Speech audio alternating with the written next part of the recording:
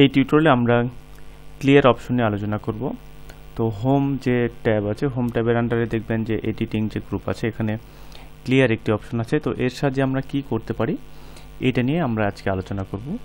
দেখুন আমার এখানে একটি টেবিল আছে, টেবিলে আমরা কয়েক ধরনের ফরম্যাট করেছি। আমরা এখানে কিছু ফলের নাম লিখেছি এবং এই যে আমরা যে ফন্ট যে আমরা স্টাইল ব্যবহার করেছি, এটা কিন্তু আমরা দুই ধরনের ফন্ট স্টাইল, একটা হচ্ছে ক্যালিব্রি, এটা হচ্ছে বাই ডিফল্ট এখানে এক্সেলে এটা যেটা ছিল, আর এরপর আমরা চেঞ্জ করেছি, এটা এরিয়াল যে ব্ল্যাক আছে সেটা আমরা দিয়েছি।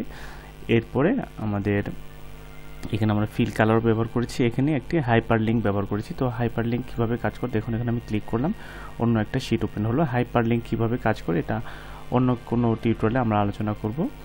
এরপরে আমরা এখানে একটি কমেন্ট ব্যবহার করেছি।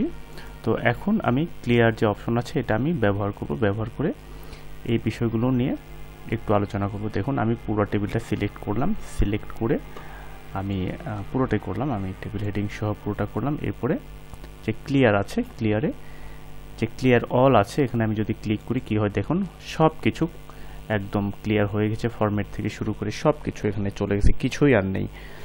তো আমি আনডু করলাম, এরপরে আমি ক্লিয়ারে যদি আমি ফরম্যাট শুধু ক্লিয়ার ফরম্যাটটা দিয়ে দিই তাহলে দেখুন কি হয়েছে, আমার কিন্তু সব ফরম্যাটগুলো চলে গেছে। আমার এখানে ক্যালিব্রি সবগুলো ক্যালিব্রি চলে আসছে বাই ডিফল্ট, এখানে কিন্তু কোনো আর ফরম্যাট নেই। তো আমি আবারও আনডু করলাম, এরপরে আমি যদি ক্লিয়ার কন্টেন্ট দেই তাহলে দেখুন আমার যে লেখাগুলো সেই লেখাগুলো সব চলে গেছে, শুধু আমার যে ফরম্যাটগুলো সেই ফরম্যাটগুলো রয়ে গেছে। তো এরপরে আমি যদি চাই যে ক্লিয়ার কমেন্ট যেটা আছে, কমেন্ট আমার এখানে কিন্তু একটি কমেন্ট লেখা আছে, দেখুন এখানে একটি কমেন্ট লেখা আছে। তো আমি এটা সিলেক্ট করলাম, আমি যদি কমেন্ট দেই ক্লিয়ার কমেন্ট তাহলে দেখুন আমার এই কমেন্টটা কিন্তু আর নেই। এরপরে আমাদের আর একটা অপশন আছে, এখানে আমরা যদি চাই যে হাইপারলিঙ্ক, ক্লিয়ার হাইপারলিঙ্ক, এখন দেখেন যে আমার যে হাইপারলিঙ্ক আছে এই হাইপারলিঙ্কটা এখান থেকে কিন্তু চলে গেছে, কারণ এখানে ক্লিক করলে আর অন্য যে শিটটা সেই শিটটা কিন্তু ওপেন হচ্ছে না। কিন্তু একটা বিষয় খেয়াল করবেন, এখানে যে এটার যে আন্ডারলাইন ছিল হাইপারলিঙ্কের কারণে যে কালার পরিবর্তন সেটা কিন্তু এখানে ঠিকই আছে।